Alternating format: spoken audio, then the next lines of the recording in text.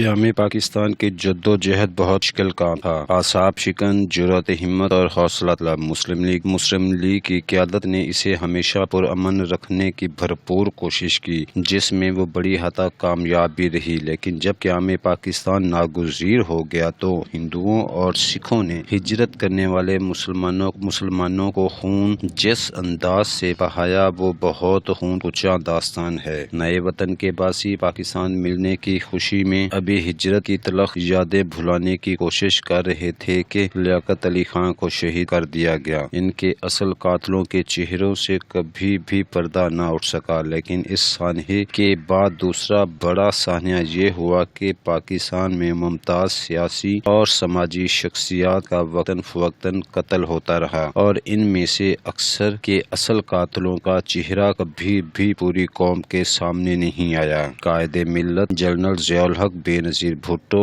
ان کی دنیا سے رخصتی شکوک و شبہات اور تحفظات کے پردے میں لپٹی ہوئی داستان ہے۔ باقیوں کی کیا بات کی جائے؟ آئیے آج ہم آپ کو چند سیاسی شخصیات کے قتل کے بارے میں ایک رپورٹ شائع کرتے ہیں۔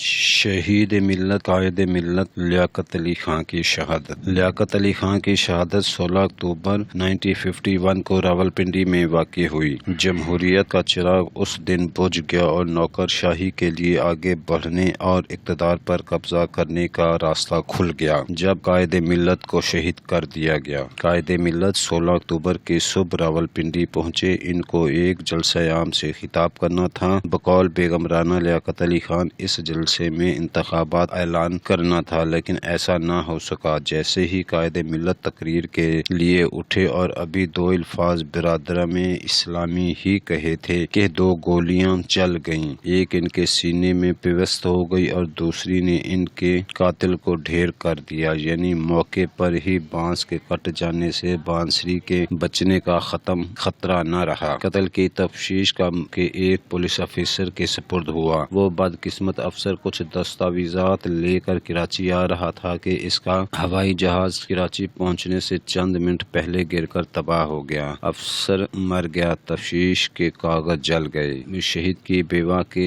بین نے طوالت پکڑی تو اس کو سفارت دے کر ملک سے ہی باہر بھیج دیا گیا۔ یہ خونی ڈرامہ اگر امریکہ جیسے ملک میں ہوتا تو اس پر کم از کم کئی ایک ٹیکنو فلمیں بن جاتی، مگر یہاں دستور کے مطابق سارا بوجھ قدرت کے سر تھوپ دیا گیا اور کوئی انکوائری ہوئی بھی تو اس کی رپورٹ عوام کے سامنے نہیں آئی۔ بہرحال قائد ملت جیسا وزیر اعظم جو پاکستان کو صحیح جمہوری ملک بنانے کی صلاحیت رکھتا تھا اور قائد اعظم کے بعد تنہا ملک کی امیدوں کا سہارا تھا، بغیر کچھ کہے یا وصیت کیے یہ آخری پیغام دیے کہ بیوی، دو کمسن بچے، 2-4 سگریٹ لائٹر پر مشتمل جائیداد چھوڑ کر ہم سے رخصت ہو گیا۔ خالی ہاتھ آیا تھا اور خالی ہاتھ چلا گیا، اپنوں سے اپنی عمر بھر کی خدمات کا یہ صلہ پا کر۔ ڈاکٹر خان صاحب کا قتل 9 مئی 1958 کو مغربی پاک ڈاکٹر خان صاحب کو کیوں قتل کیا گیا، یہ راز ایک راز ہی رہا۔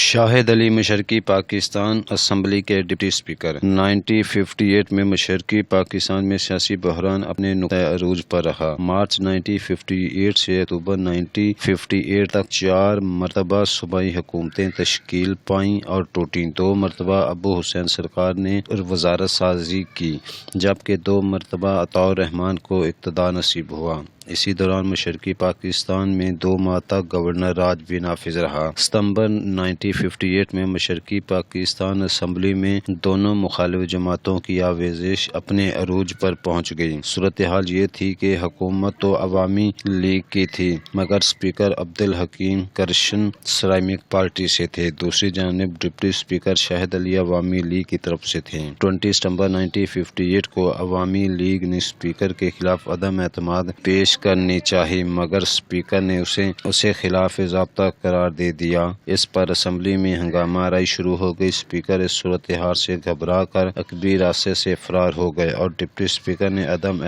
قرارداد عدم اعتماد کو منظور کر دینے کا اعلان کر دیا۔ 3 دن بعد ڈپٹی اسپیکر کی صدارت میں اسمبلی کا اجلاس شروع ہوا تو حزب الاختلاف کے ارکان نے ان کے خلاف لڑ بازی کی۔ ان کا کہنا تھا کہ اسپیکر عبدالحکیم کے فرار ہوتے ہوئے اجلاس برخاست کرنے کا اعلان کیا تھا، اس لیے ان کی عدم موجودگی میں ان کے خلاف جو تحریک عدم اعتماد منظور ہوئی وہ غیر آئینی تھی، کیونکہ اس وقت اسمبلی کا اجلاس جاری ہی نہیں تھا۔ چنانچہ ڈپٹی اسپیکر شاہد علی نے جب ایوان کی کرسی صدارت سنبھالنا چاہی تو حزب الاختلاف نے زبردست احتجاج کیا۔ جلد ہی اس احتجاج نے ہنگامے کی صورت اختیار کر لی۔ اسی دوران کسی نے ایک سخت چیز ڈپٹی اسپیکر پر پھینکی جو ان کے سر پہ لگی، وہ بے ہوش ہو گئے اور پھر ہوش میں نہ آ سکے۔ 2 دن بعد عالم بے ہوشی میں 25 سپتمبر 1958 کو انتقال کر گئے۔ حسن ناصر کی شہادت 13 نومبر 1960 کو لاہور کے شاہی قلعہ کے عقوبت خانے میں پولیس تشدد سے پاکستان کے نامور انقلابی رہنما حسن ناصر کو شہید کر دیا گیا۔ حسن ناصر کا تعلق حیدرآباد دکن کے ایک ممتاز قوم پرست گھرانے سے تھا۔ وہ 2 سپتمبر 1928 کو پیدا ہوئے۔ انہوں نے حیدرآباد سے سینئر کیمبرج اور علی گڑھ مسلم یونیورسٹی سے اعلیٰ تعلیم حاصل کی۔ قیام پاکستان کے بعد حسن ناصر کراچی آئے، جہاں وہ کمیونسٹ پارٹی آف پاکستان سے وابستہ ہو گئے۔ اس سلسلے میں انہوں نے کئی مرتبہ قید و بند کی صعوبتیں جھیلیں۔ 1955 میں 1 سال کے لیے جلا وطنی کی سزا بھی برداشت کی۔ 1956 میں جلا وطنی ختم ہونے کے بعد دوبارہ پاکستان آئے اور پارٹی کی ہدایت پر نیشنل عوامی پارٹی کے تنظیمی کاموں میں مصروف ہو گئے۔ 1958 میں ملک میں مارشل لا نافذ ہوا۔ ملک کے طویل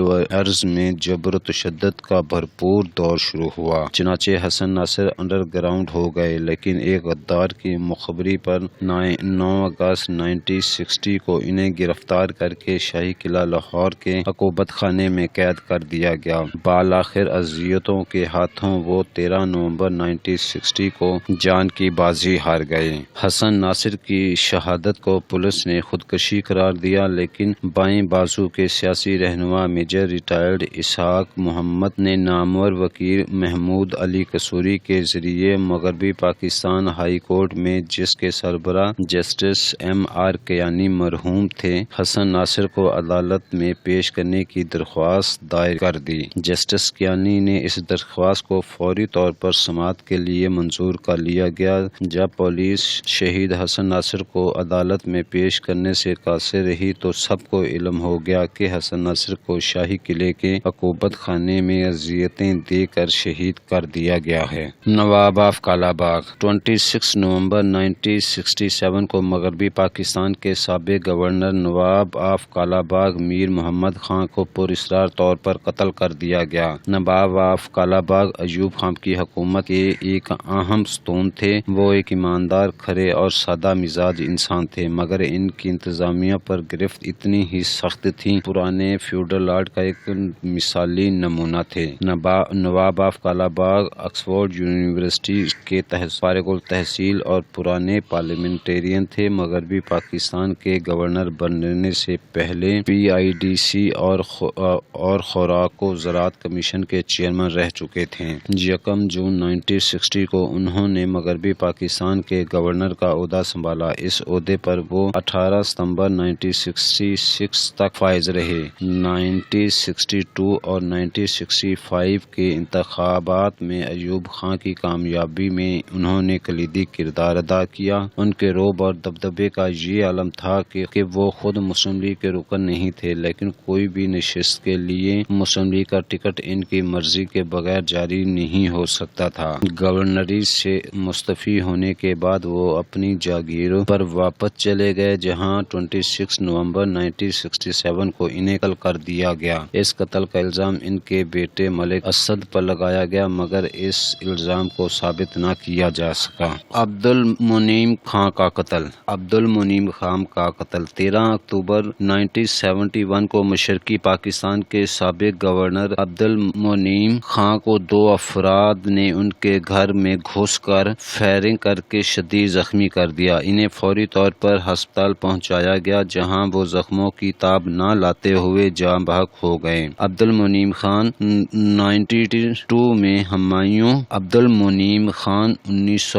میں ہمایوں پور ضلع میمن سنگھ میں پیدا ہوئے۔ ان کا تعلق آل انڈیا مسلم لیگ سے تھا۔ وہ پاکستان کی پہلی پہلی دستور ساز اسمبلی کے رکن بھی رہے۔ ایوب خان کے عہد حکومت میں وہ پہلے مرکزی وزیر صحت اور پھر مشرقی پاکستان کے گورنر کے منصب پر فائز ہوئے۔ اس عہدے پر انہوں نے 28 اکتوبر 1962 سے 22 مارچ 1969 تک خدمات انجام دیں۔ وہ پاکستان 28 اکتوبر 1962 سے 22 مارچ 1969 تک خدمات سر انجام دی۔ وہ پاکستان کے شدید حامیوں میں شمار ہوتے تھے۔ ان کا یہی جرم ان کے قتل کا سبب بن گیا۔ ڈاکٹر نذیر احمد کا قتل 8 جون 1972 کو جماعت اسلامی پنجاب کے نائب امیر اور رکن قومی اسمبلی ڈاکٹر نذیر احمد کو ڈیرہ غازی خان میں ان کے کلینک میں گولی مار کر ہلاک کر دیا گیا۔ ڈاکٹر نذیر احمد 12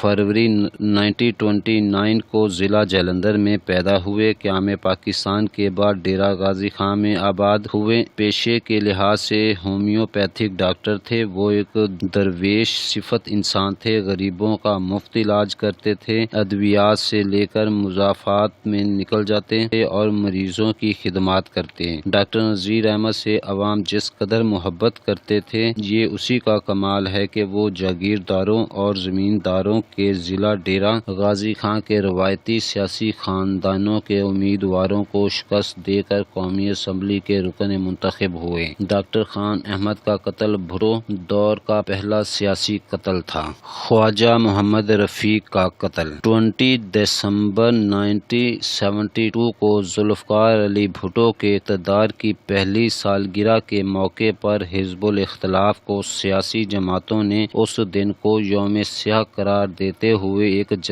جلسہ منعقد کیا۔ جلسے کے اختتام per air marshal retired Asghar Khan کی قیادت میں ایک جلوس نکالا گیا۔ جب یہ جلوس پنجاب اسمبلی کے عقب میں پہنچا تو بعض نامعلوم افراد نے جلوس پر فائرنگ کر دی، جس کی زد میں آ کر پاکستان اتحاد پارٹی کے قائد خواجہ محمد رفیق جاں بحق ہو گئے۔ آج کل ان کے بیٹے خواجہ سعد رفیق اور خواجہ سلمان رفیق مسلم لیگ نون کے پلیٹ فارم سے سیاست کر رہے ہیں اور انتہائی بہادر نڈر سیاستدان